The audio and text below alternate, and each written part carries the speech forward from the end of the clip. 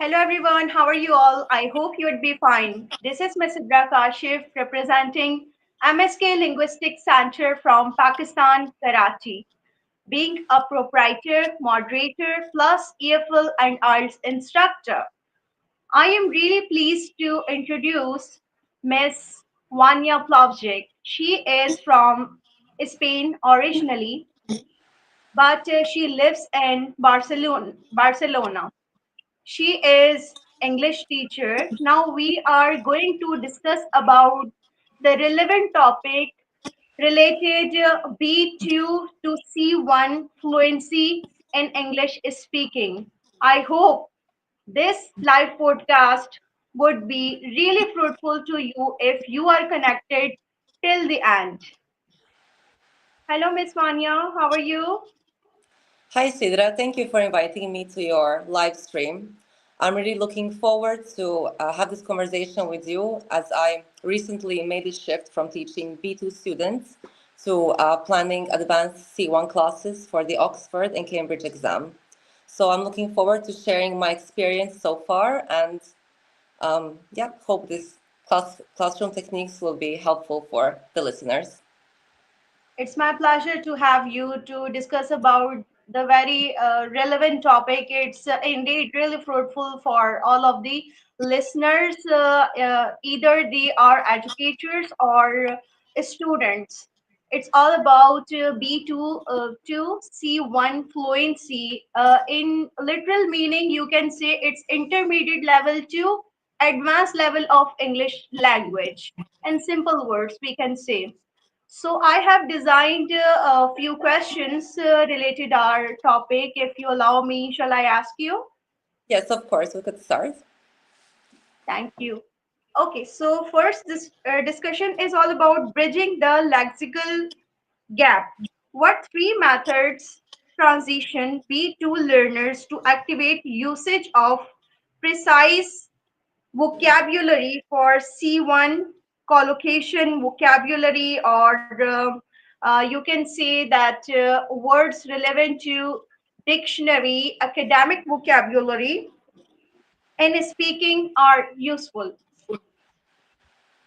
So the jump to C1 is primarily a lexical jump, like you just mentioned.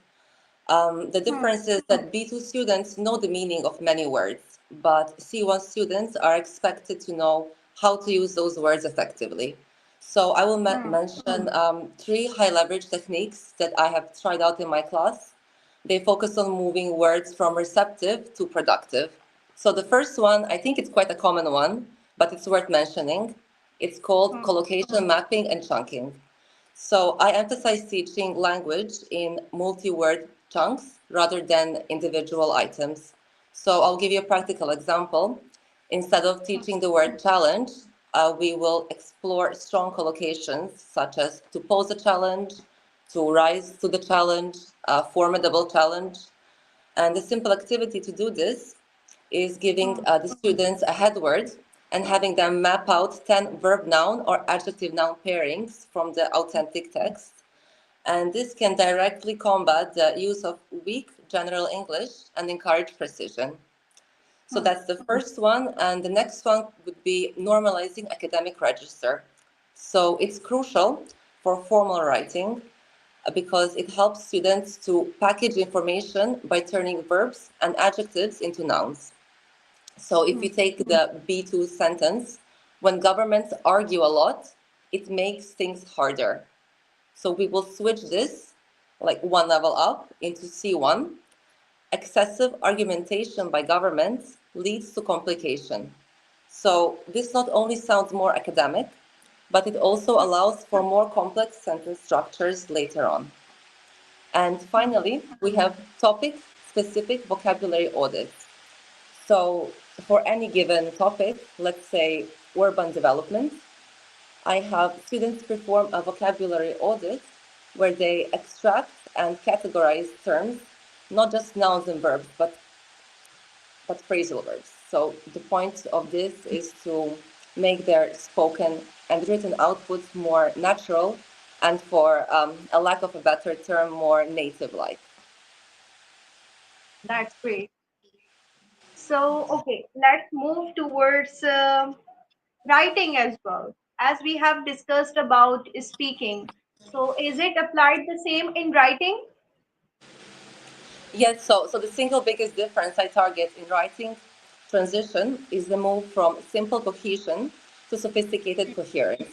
So specifically, the skillful use of advanced linking words and complex sentence structures. So Hmm. B2 writers use basic connectors, while C1 writers manage the flow of complex arguments using devices that signal advanced logic. So, in simpler words, the first big target is teaching them to use signpost words. So this will guide the reader through complex arguments, like I mentioned before. So a practical example would be, instead of saying also, we could say furthermore or moreover, and this signals that you're adding strong evidence. Or instead of saying but, we can say conversely or notwithstanding, and this signals a counter argument or a sophisticated contrast. So the second target is making sure that they stay in character. So this means preventing them from switching register or shifting into conversational slang, because this can instantly weaken the sophistication in the writing. And lastly, I will mention one non-exam activity that you can implement in your classroom. It's called the Sentence Upgrade Challenge, and my students really enjoyed this one. So take Hmm. a well-written B2 level paragraph and challenge the class to change it to C1. So we would focus on two key upgrades. The lexical swap, so this is the thing we spoke about in the first question. So replacing general words with specific collocations, and syntactic manipulation, and this means implementing complex grammatical structures such as inversion, cleft sentences, and this will place emphasis effectively. Hmm. And I think that activity is really useful if students are divided in groups like B2 and C1, and they are given the task. The A group is supposed to use B2 vocabulary, and C1 is supposed to use C1 vocabulary. Now, that's a great idea. Yeah, so they can share their ideas according to that. Like B2 group has to just speak about B2 level topics, and C1 has to talk about C1. Like there has to it should be debate there. In debate questions, we can use this, or Yes, competition, you and can yes, say. sorry, continue. I'm saying that if there is competition between two groups, so that is really useful. Yes, a lot of students, they love the competition element in activities, and since this is a non-exam specific task, uh, Mhm. it And is training them to newspaper is manipulate. also useful. Newspaper is also useful for reading purpose, or to point out the vocabulary which is relevant to C1 and B2. They have to characterize those vocabulary words. Yeah, I completely agree with you. Authentic materials always work really well, and it will be, training them to manipulate the language rather than just to reproduce a format. Hmm. Having to switch from one level to another. Hmm. And if we talk about collocation or other things relevant to B2 and C1, they can find out in newspaper or any academic content. They have to characterize it. In that way, they have to practice accordingly. Either it's their speaking or writing. Are you agree with that point? Yes, totally. I completely agree with you. So, yeah, I really encourage, like I said in the first question, just finding, you know, um, adjective noun pairings from authentic text. This could work if they have like one head word They can map out 10 verb-noun or adjective-noun pairings. So this will encourage them to find the language themselves rather than just being given like, the answer. And it can be applied by making them watch videos or making them listen to audios. So in that way, they would catch the vocabulary or adjective, noun, collocation relevant to B2 or C1 level. In that way, they can improve Yeah, so you sometimes. could add a listening element as well. Since we were speaking about writing, this could be a kind of a combination of both, like exercising both skills. That's a Hmm. great idea. Yeah, it is. Okay, let's move towards another topic. It's all about sophistication in writing discourse. What's the key skill difference for B2 to C1 writing structure, register, cohesion, any non-exam activity to build sophistication? So are we speaking about fluency and complexity now? I assume. So the major barrier holding B2 students back from C1 spontaneity, in my opinion, would be the avoidance of advanced grammar while speaking. So they do know the sophisticated structures such as conditionals, passive voice, nominalization, but they somehow always default to simple tenses under pressure because they fear making errors. And this results into safe but basic communication. So to overcome this, we need Hmm. to encourage linguistic risk-taking and view errors as evidence of learning and not failure. So an effective practice would be the complex structure challenge. So this is a spontaneous speaking drill where students are given a topic and a mandatory grammatical constraint. So it will be a very organized activity. For example, they must speak for 2 minutes and they must use, um, for instance, 3 instances of the passive voice, one mixed conditional, and one example of inversion. And this will Hmm. force them to move beyond just the memorized B2 phrases and actually use the complex syntax in spontaneous speech. So during this activity, we could expand it, and maybe the listener, either the teacher or another peer, could Hmm. act as the monitor, and Hmm. they could monitor specifically for the inclusion of the required structure and not the context. So by taking the pressure off the context, we create a low stress environment, and this can build the muscle memory that will be needed to later on use these advanced structures automatically. Okay. So next question is all about that.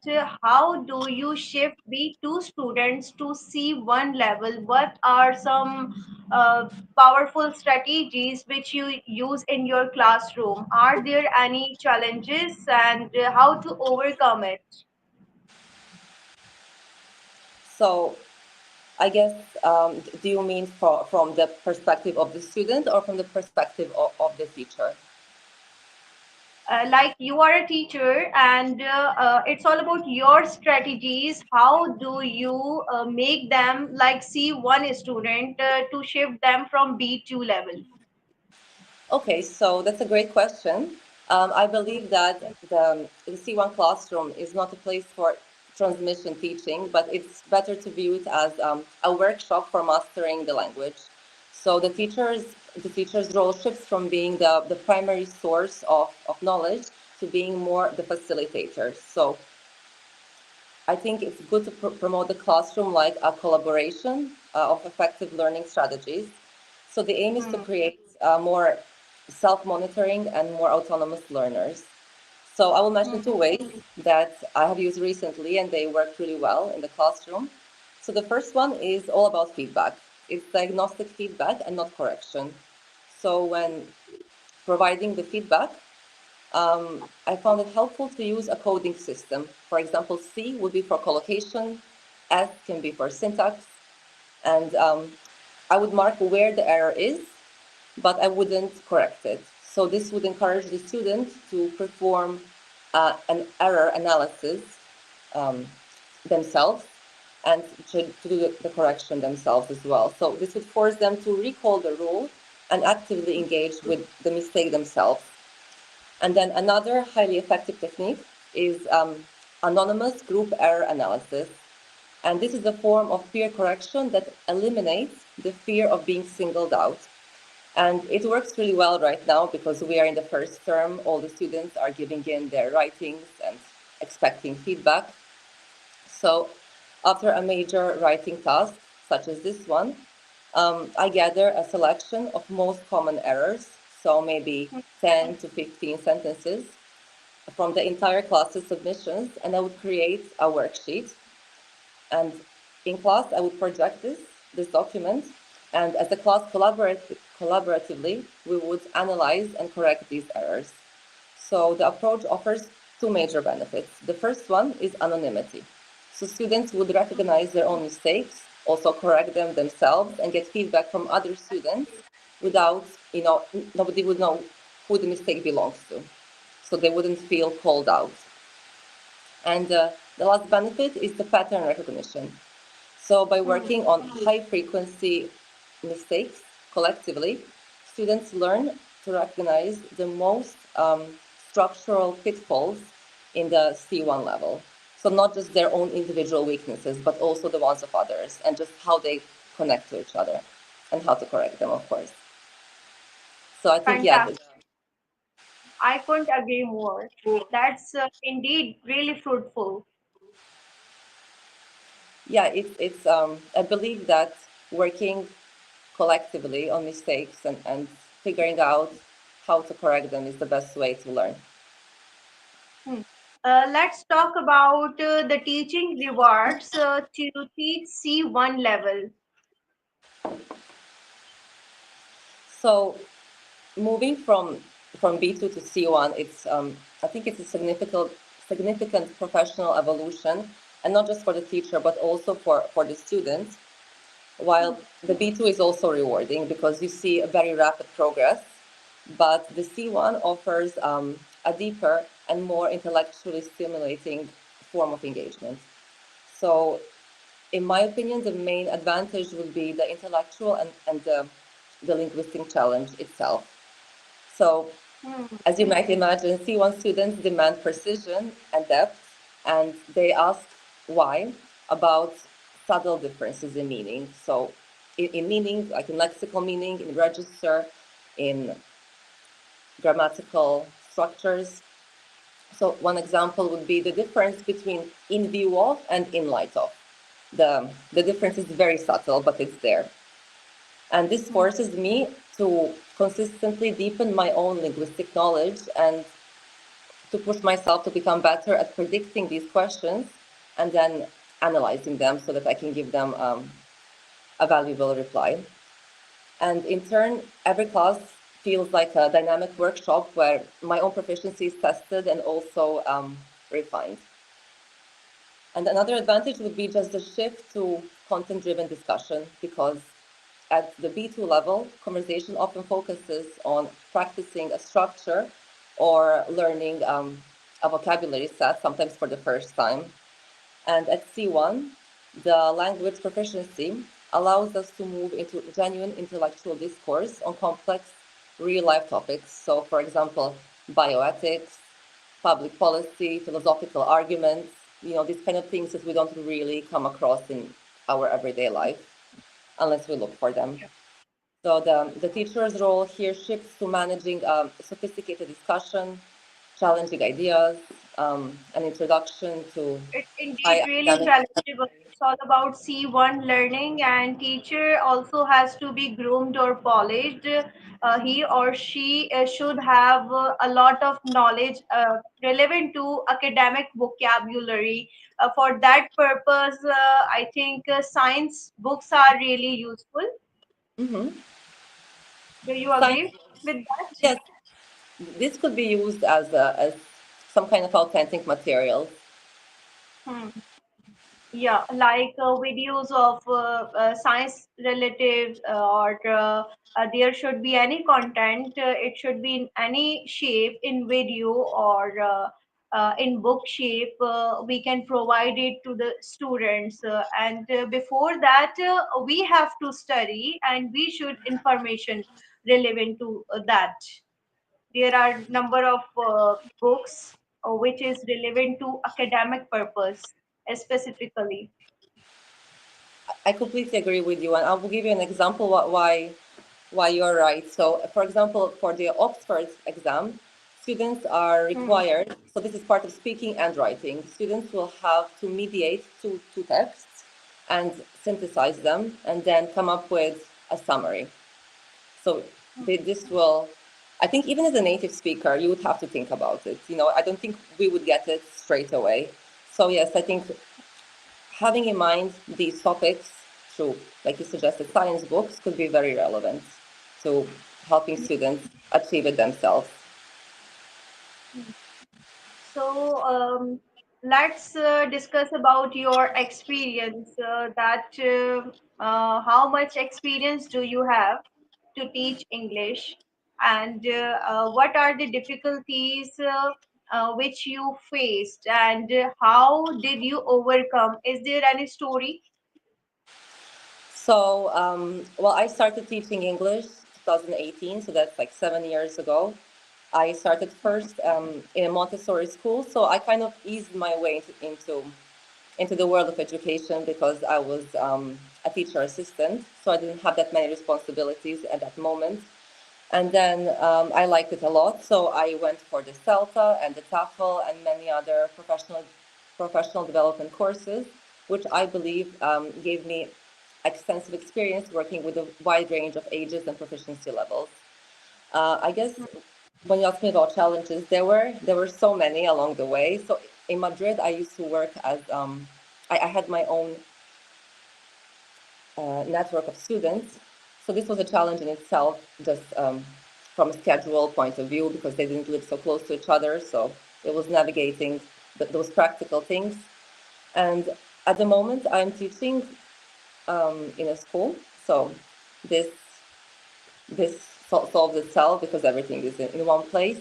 I guess the difficulties now would be, well, my role is highly versatile, so I cover everything from FC preparation to English for specific purposes, general English, also young learners, classes for children, and now most recently C1 advanced exam preparation.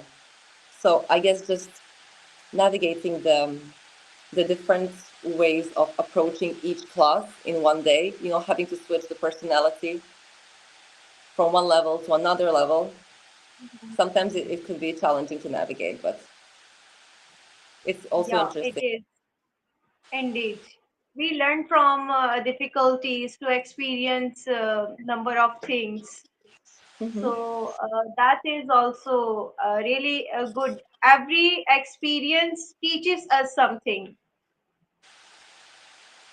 That's true. I think every level and every age group um, teaches us something different. Like with children, it's more like navigating behavioral issues. With advanced, it's I guess the preparation could be quite challenging because sometimes it's quite time consuming, but it's also rewarding when the class works out well and you feel like you um, help the students in a valuable way. Yeah, that's so true. Okay, we are really pleased that you have shared your insights, knowledge. So that is really fruitful for our audience. The questions which you have answered, I hope it's been really fruitful or useful for our audience. We would like to have more discussion in future as well. So if we arrange other courses, so I would like to have you again. So is there any message to our viewers, or is there any expertise or open call? So you may have a chance at the end of the session. So yes, I just want to say thank you for inviting me to your stream. I think it's really valuable what you're doing for students and also for educators, creating a place where we can come and discuss certain topics and issues and just learn from each other. I think that's the most interesting thing about being in this field, the fact that you never stop learning, and opportunities like this are great because you learn a lot from other educators. So thank you so much. I really hope that we can have another discussion on another topic Right. sometime soon. Yeah, it would be my pleasure to have you again. Really, thanks for your precious time. Thank you so much. Okay, thank you. Bye. Bye.